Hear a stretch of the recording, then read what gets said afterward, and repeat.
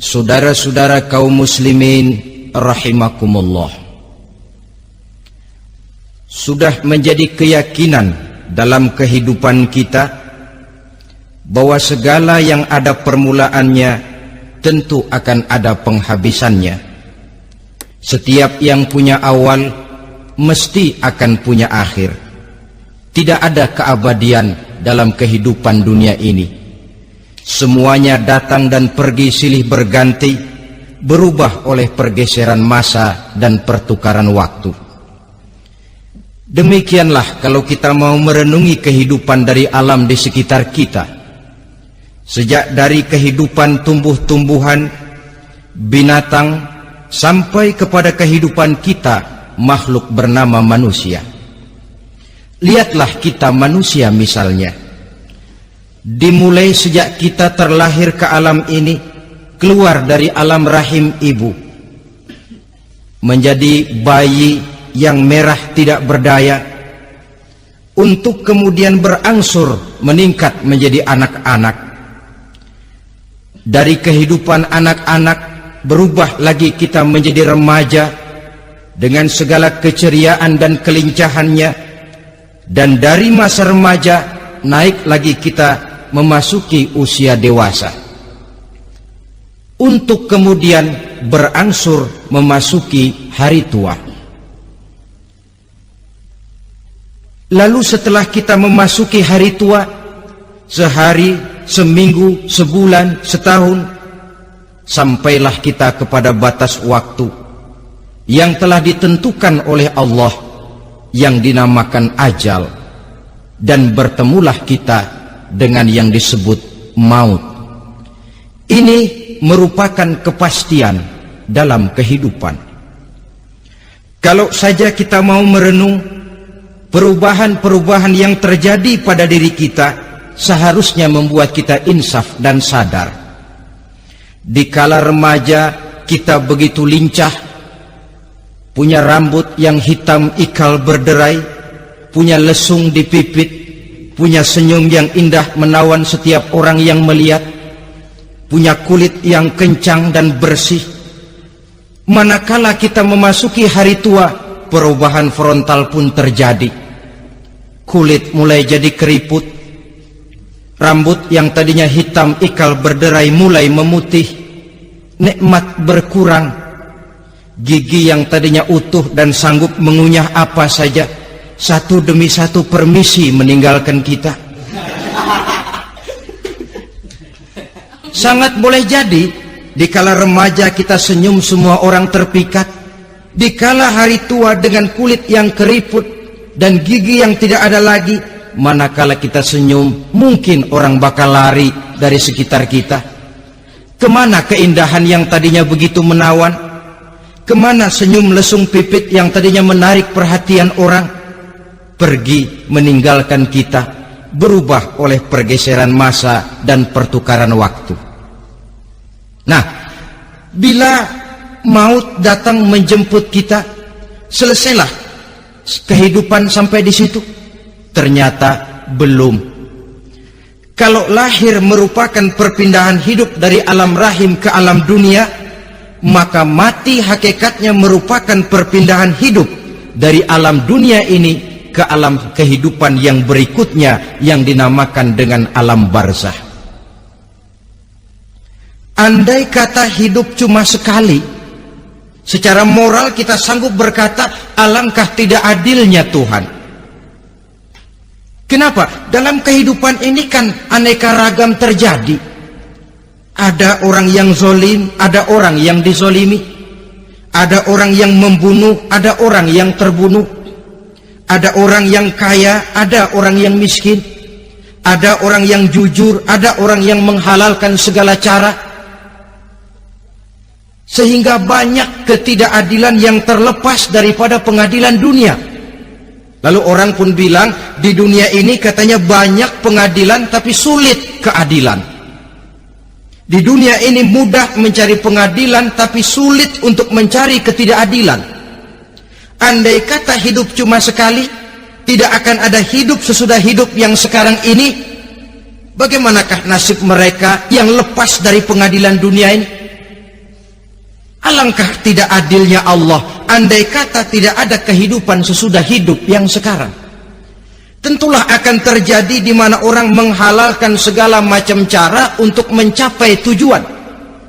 Yang penting kan saya kaya, yang penting kan saya punya jabatan dan kedudukan tinggi. Kalau perlu jilat atas, kalau perlu sikut kiri kanan, kalau perlu injak bawah, injak yang bawah. Ini prinsip daripada orang-orang komunis, dan pantas karena mereka tidak percaya kepada kiamat, pantas karena mereka tidak percaya akan adanya kehidupan sesudah hidup yang sekarang ini.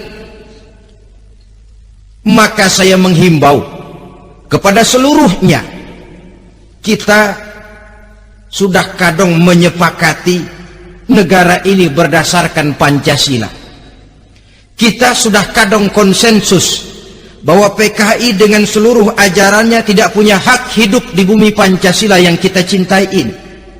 Maka salah satu ajaran PKI tujuan menghalalkan cara kita orang Indonesia yang berbudi pekerti luhur, yang punya nilai budaya tinggi, janganlah sampai mencaci PKI, membubarkan PKI, mengutukkan PKI, tapi dalam kehidupan sehari-hari prakteknya prinsip komunis kita pakai.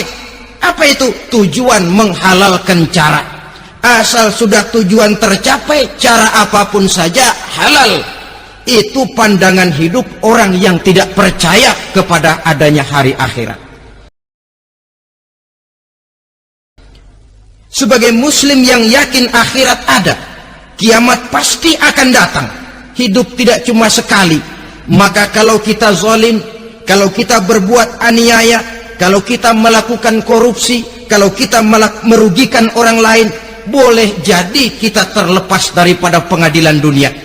Tapi ingatlah, kita tidak akan pernah lepas dari pengadilan Allah, pengadilan Qadhi Rabbul Jalil, di mana kita akan diadili dengan seadil-adilnya, dan tidak satu perbuatan yang bersifat salah, yang bagaimanapun kecilnya, yang akan lepas dari pengadilan di akhirat itu nanti.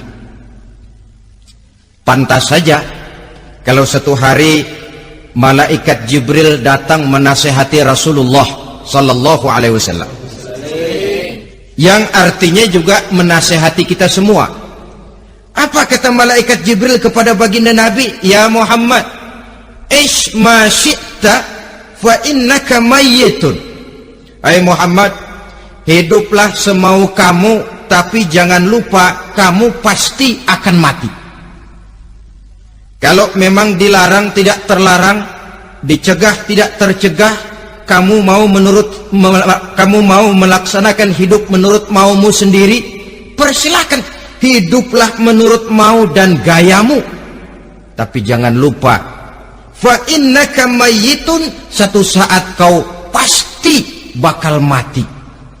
Dan mati itu bukan akhir dari segalanya, dia babak baru bagi kehidupan selanjutnya. Silakan hidup menurut maumu, tapi jangan lupa kau pasti akan mati. Wa'mal ma syi'ta fa innaka majziyun bih. Kerjakan apa saja yang kamu mau. Kalau kau mau menghalalkan segala macam cara, persilahkan halalkan segala macam cara. Tapi jangan lupa kau akan mendapat balasan dari seluruh amal perbuatanmu. Wa ahbib ma syi'ta fa innaka mufariquhu. Dan cintailah apa saja yang mau kau cintai. Kau cintai anak istrimu, silahkan. Kau cintai harta bendamu, tafadhal. Kau cintai tanah airmu, kau cintai pangkat dan jabatanmu, persilahkan. Tapi jangan lupa, fa innaka mufariquhu, kau pasti akan berpisah dan akan meninggalkan segala yang kau cintai itu. Apa artinya ini buat kita? Ternyata sesudah maut datang menjemput kita, ada kehidupan sesudah hidup yang sekarang ini. Ini yang mendorong kita untuk dalam kehidupan di dunia ini tidak melakukan prinsip saenake dhewe, semaunya sendiri saja, asal perut kenyang, asal pangkat tinggi, asal harta dapat. Masa bodoh dengan merugikan orang lain, masa bodoh dengan menipu orang lain. Iku jenenge saenake dhewe. Muslim tidak diajarkan. Ingat manusia, setelah kau mati, setelah kiamat datang, kau akan dibangkitkan, kau akan dimintakan pertanggungan jawab tentang kehidupan yang sekarang ini. Saudara hadirin, oleh sebab itu kalau kita bicara soal kiamat, soal akhirat, ini memang masalah yang gaib, yang sepenuhnya tidak bisa dicernakan dengan kemampuan penalaran intelektual. Dasar di dalam membicarakan ini tidak lain adalah iman kita kepada Allah Subhanahu wa ta'ala. Bukan cuma zaman sekarang, dari zamannya Nabi. Orang itu kalau sudah bicara kiamat, bicara akhirat, ada yang ragu-ragu, ada yang menolak sama sekali. Bukan dari zaman sekarang, dari zaman dulu. Pernah kok satu saat Rasulullah itu dakwah menceritakan, saudara-saudara, akan terjadi kiamat di mana Allah akan membangkitkan manusia dari kuburnya untuk memintakan pertanggungan jawab. Ini dalam dakwahnya Nabi pidato macam itu. Apa reaksi orang? Yang beriman ya mantap, tapi yang tidak beriman, bajingan-bajingan Quraisy ini, mereka bertepuk tangan, mengejek, mencaci.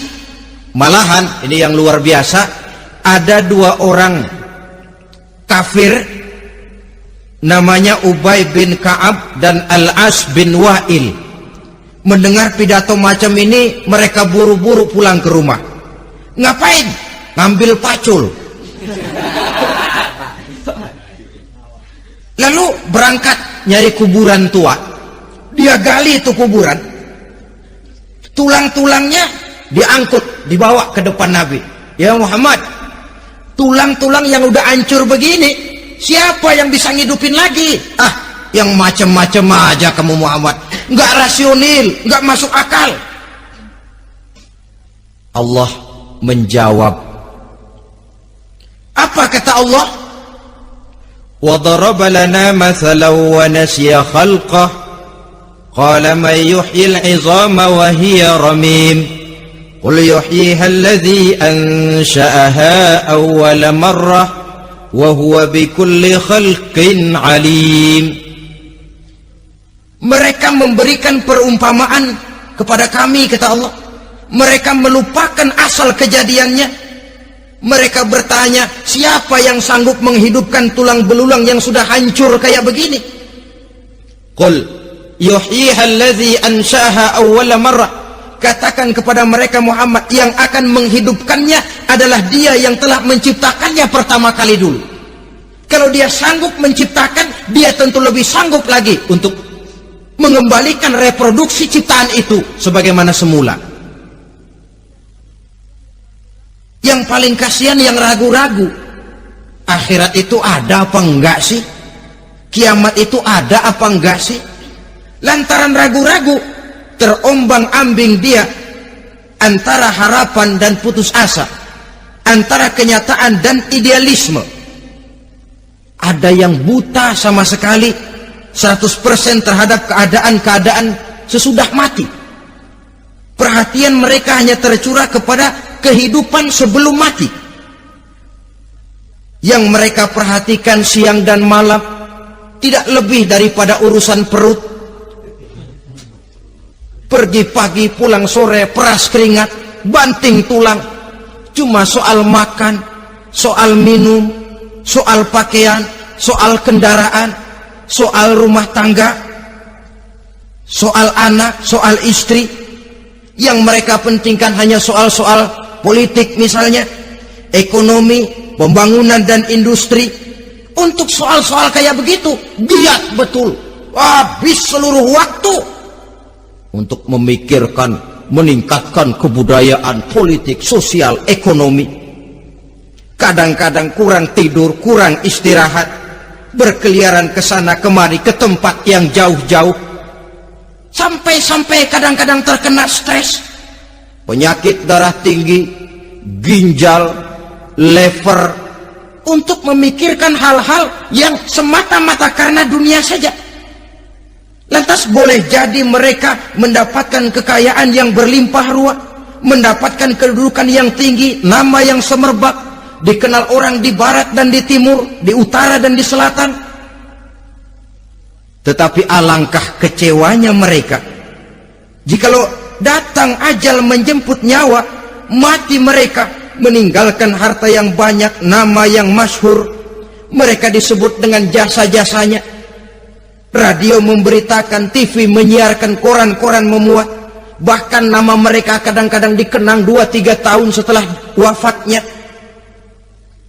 Tetapi dalam pada itu, roh mereka merintih, mengeluh, menderita, karena dilemparkan oleh Allah ke tempat-tempat yang kotor, penyesalan yang sudah tidak akan ada gunanya lagi. Oleh karena itu, kehidupan akhirat bukanlah dongeng dan takhayul, bukan khurafat dan khayalan.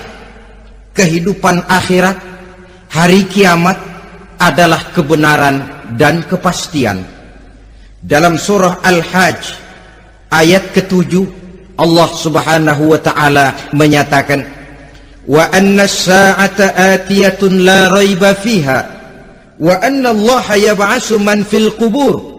Dan bahwasanya kiamat itu sesungguhnya adalah sesuatu yang pasti dan tidak ada keraguan-raguan lagi di dalamnya. Dan bahwasanya Allah sungguh-sungguh akan membangkitkan manusia dari kuburnya masing-masing.